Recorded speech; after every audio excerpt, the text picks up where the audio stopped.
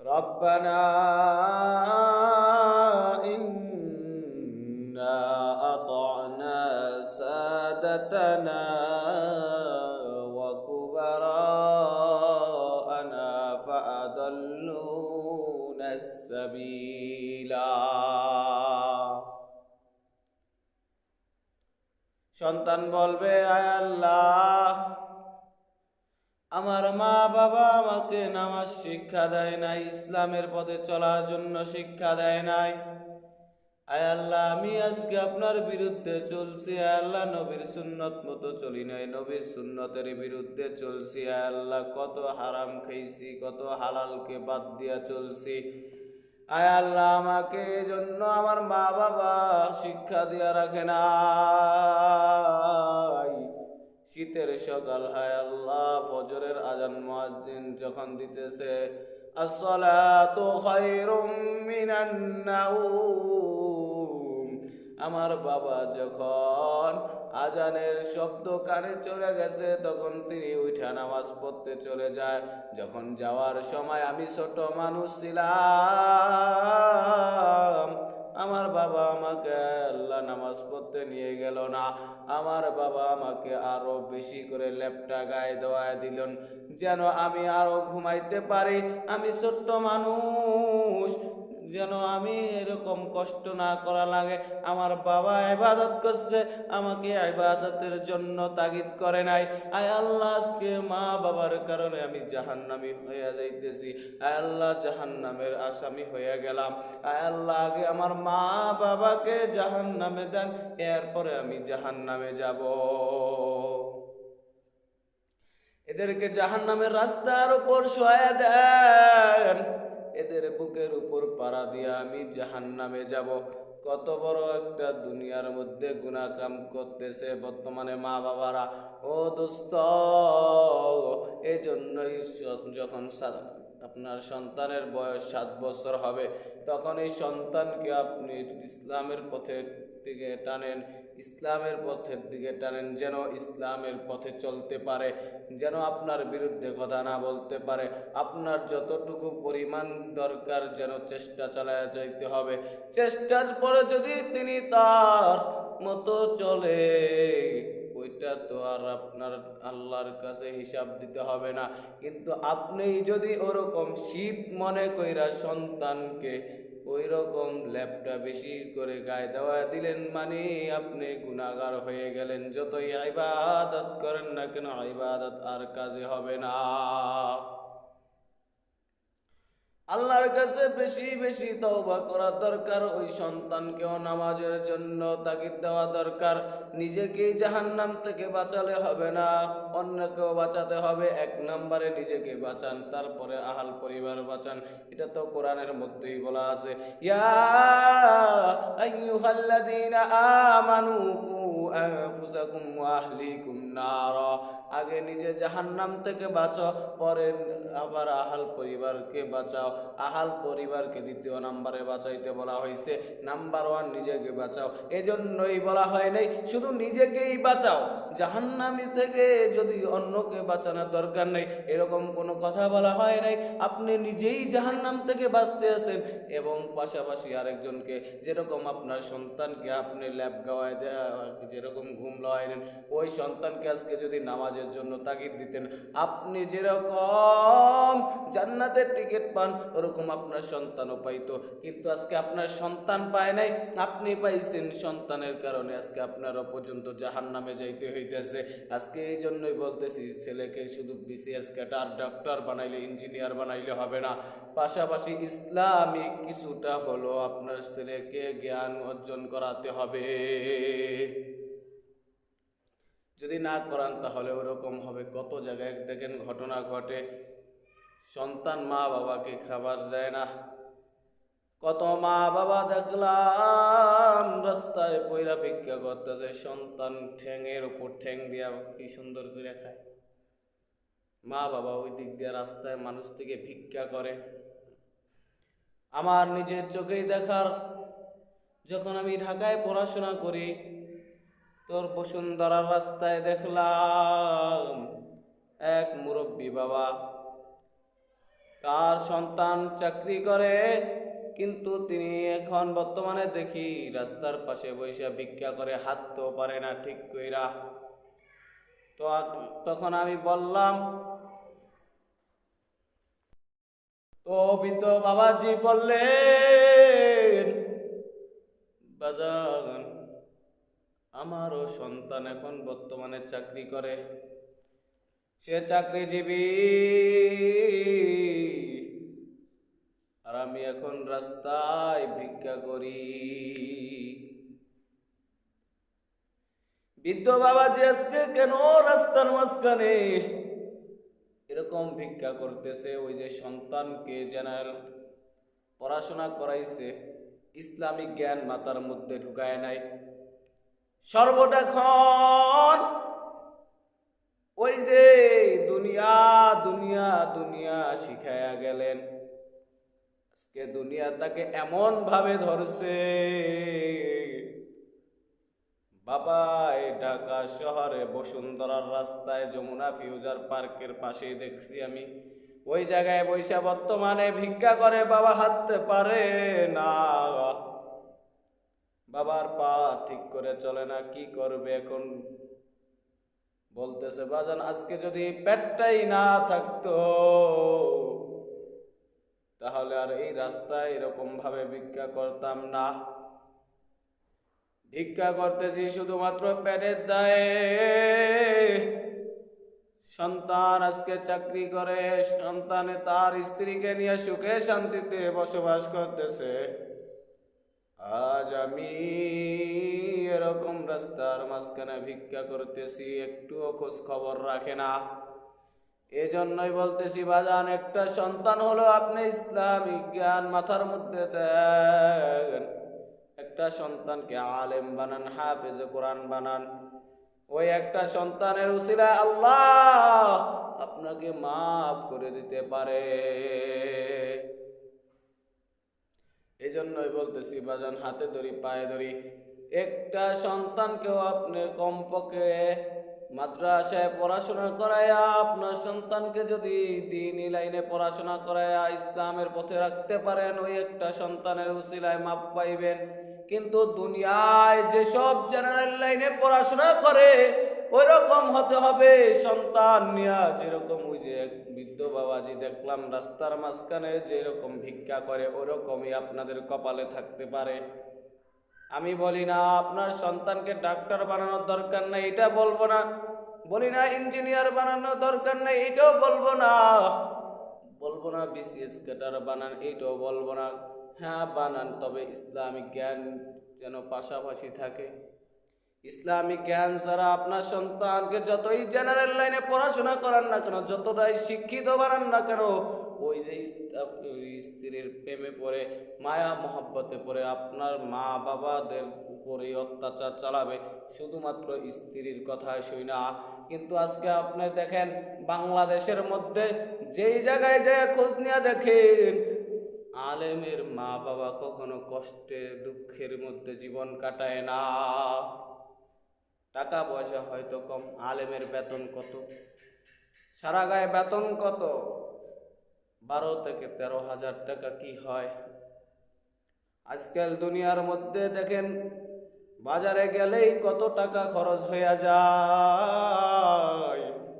একটা চার দোকানে বৈশা দেখেন, চা খাইতে যায় দেখেন, একটা চা বর্তমানে যদি আপনি কমপক্ষে খান রং চা, তাও 10 টাকা। সব কিছুরই দাম, সব কিছুর দাম হওয়ার পরও আজকে হুজুররা আলেমরা এত কষ্ট করে, 24টা ঘন্টা ছাত্রদের পিছনে মেহনত করে। আবার কিছু হুজুর আছে কত কষ্ট করে নামাজ পড়া, ইমামতি করে। আরে মনে করতেছে ইমাম সাহেবরা, ও অনেক মানুষই বলে ইমাম সাহেবরা দি কি শান্তিতে খায় আর ঘুমায়, 5 ওয়াক্ত নামাজ পড়ে, এইটা অনেকের ভিতরে ধারণা করে। কিন্তু না, কতগুলা মুসল্লি, সব মুসল্লিদের যত প্রকার দায়িত্ব আছে সব ওই আলেমের উপরে দেওয়া হয়। এতগুলো দায়িত্ব নিয়া এরপর আলেম নামাজ পড়ায়। আরে চিন্তা করিয়া দেখেন একটা আলেম তাহলে কতটা পরিমাণ কষ্ট করে। আর বলে হুজুর ভালো না, হুজুর ভালো না। অমুক জায়গায় যায় বলে হুজুরের নামাজ সহি শুদ্ধ না। আরে মিয়া, নিজের আলহামদু বলতে গেলে সূরা ফাতিহার মধ্যে 8টা কয় ভুল, আবার বলে হুজুরের তেলাওয়াত ভালো না। অমুকের বলে অমুকের কাছে, অমুকে বলে অমুকের কাছে। এরকম ভাবেই দুনিয়াটা চলতেছে। কেন আলেমের বিরুদ্ধে কেন থাকবেন? যে আলেম আপনি দুনিয়াতে আসার সময় ডান কানে বাম কানে আজান দিল, আপনি বিবাহিত করলেন, তখন এই আলেম দিয়ে আপনার বিবাহটাকে আবার হালাল করা হলো। আপনি দুনিয়া থেকে যখন চইলা যাইবেন, তখন ওই আলেম দিয়ে আপনাকে আবার গোসল দেওয়ানো হবে, এই আলেম দিয়েই আপনাকে দাফন করা হবে, এই আলেম দ্বারাই আপনাকে কবরে মাটি দেওয়া শুরু করা হবে। এই আলেম ছাড়া আপনার দুনিয়াতে চলার মতো তো পথ নাই। তো আপনি কেন আলেমের বিরুদ্ধে চলেন? কেন আলেমের বিরুদ্ধে কথা বলেন? কিভাবে আবার জবান দিয়ে আলেমের বিরুদ্ধে কথা বের হয়? কেমনে আলেমের বিরুদ্ধে কেমনে কথা বের হয় একটু চিন্তা করেন। নিজেই তো গুনাহ থেকে বাঁচতে পারতেছেন না, আবার আলেমের বিরুদ্ধে কথা বলেন কেমনে দুনিয়াতে থাইকা? নবীর ওয়ারিস আলেমরা, এই উলামা ইকরামরা নবীর ওয়ারিস। আজকে আলেমের সাথে বেয়াদবি করতেছেন, নবীর সাথে বেয়াদবি করতেছেন, নবীর সাথে বেয়াদবি করেন। আলেম যখন আপনি যখন মারা যান, আলেম আপনাকে কবরে রাখে বিসমিল্লাহি ওয়া আলা মিল্লাতি রাসূলিল্লাহ বইলা রাইখা আসে। না জানি আপনি কদ্দুর খারাপ কাজ করলেন, নাকাম কুকাম সব চালাইলেন, এরপরও আপনাকে নবীর হাতে ছাইরা দেওয়া হয়। জানি না আপনি নবীর কতখানি পরিমাণ সুন্নত মানলেন। আমি নিজে কি বলবো, আমি নিজেই তো ঠিক করে মানি না, আরেকজনকে কি বলবো?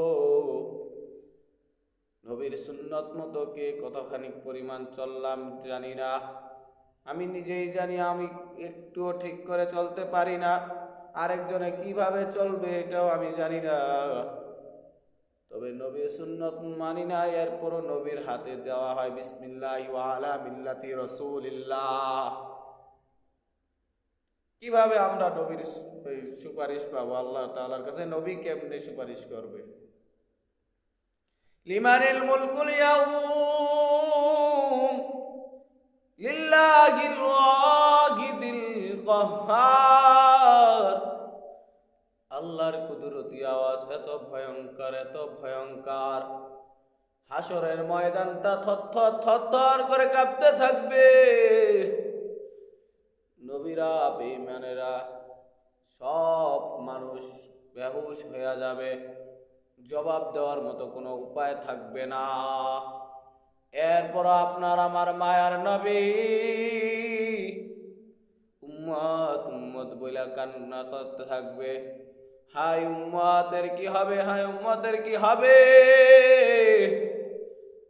যে নবী আবার আল্লাহর কাছে এতটা চিৎকার দিতে থাকবে। আজকে নবীর বিরুদ্ধে আমরা কথা বলি, নবীর পক্ষে হয়ে কথা বলি না। কেমনে সহ্য করন ওই নবীর বিরুদ্ধে চইলা? একটু কি অন্তরে কাঁপে না? নবীর সুন্নতের উপরে চলতে পারো না, একটু কি মনে ভিতরে কাঁপ দেয় না? আহারে যুবক, একটু চিন্তা করে দেখেন বাজার, এই যে কত সুন্দর কইরা চলতাছি ফিরতাছি, আল্লাহ তাআলা কত সুন্দর কইরা চালাইতেছেন, এরপর ইনসাফের বিচার করেন না। আজকে যদি ইনসাফের বিচার করতেন দুনিয়াতে থাকতে, তাহলে আমাদের একজনের উপায় রায় থাকতেন না। একটু চিন্তা কইরা দেখেন আল্লাহ কতটা পরিমাণ দয়াশীল, কতটা পরিমাণ আমাদেরকে দয়া করে। আজকে যদি দয়া না করতেন, নবী যদি সুপারিশ না করতেন, নবী আল্লাহর কাছে সবসময় বলে, আয় আল্লাহ আমার উম্মতকে আপনি সরাসরি আয় আল্লাহ আযাব দিয়েন না, আমার উম্মত সহ্য করতে পারবেন না। আয় আল্লাহ আপনি আমার উম্মতকে আল্লাহ এরকম আযাব দিয়েন না, সরাসরি দিলে আমার উম্মত সহ্য করতে পারবে না। এরপর আমরা কত গুনাহ করতেছি, আল্লাহর নাফরমানি করতেছি। একটু চোখ বুজা দেখি বাজান কতটা গুনাহ করতেছি। এই গুনাহ যদি আল্লাহ তাআলা সরাসরি আমাকে আপনাকে যদি ওরকম আযাব দিতেন তাহলে কিভাবে সহ্য করতাম? দুনিয়াতে একজনও বাইচা থাকার মতো কোনো উপায় থাকতো না, কোনো উপায় না। সূর্যরা মাথার উপর চলে আসবে, জাহান্নামীদের মাথার মগজগুলা ভাতের মারের মতো টকবক করা শুরু করবে। দুনিয়াটা তামা হয়ে যাবে, দুনিয়াটা স্বর্ণ হবে না, লোহা হবে না, তামা হয়ে যাবে।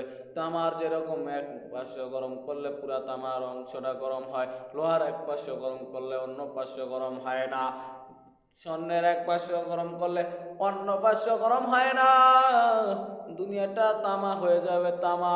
দুনিয়ার এক পার্শ্ব গরম করলে পুরা দুনিয়াটা তামা হয়ে যাবে, গরম হয়ে যাবে। জাহান্নামীরা তত্তর করে কত চিৎকার দিতে থাকবে, হায় হায়। নবী আমার সেজদায় পড়ে বলবে, আল্লাহ উম্মতি উম্মতি, উম্মত ছাড়া আমি নবী জান্নাতে যাব না। দুনিয়াতে থাকতে নবী আমার জান্নাতের টিকিট পাইলেন, এরপর উম্মত ছাড়া জান্নাতে যাইবেন না। আল্লাহ রাসূল যখন দুনিয়াতে বেঁচে ছিলেন, মালাকুল মাউত যখন আসছেন তো আল্লাহ বলছেন, বন্ধুর কাছে অনুমতি নিয়ে যাইও।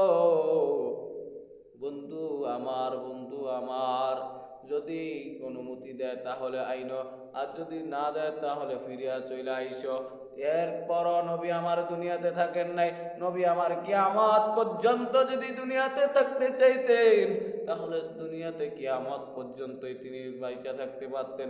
কিন্তু নবী আমার ওই যে কোরআনের ভিত্তি তো জানে যে কুল্লু নাফসিন যায়িকাতুল মাউত, মৃত্যু সাধ্য সব প্রাণীরই করতে হবে। তাহলে আমি নবীও বাইচা থাকবো না, কি করতে থাকবো আর এই দুনিয়ায়? আমার নবীও চইলা গেলেন, এমনি এমনি আমরাও চইলা যাব। এক সময় ছিলাম না, এখন আছি, আবার থাকবো না। শেষ নবীর উম্মত তো আমরাই।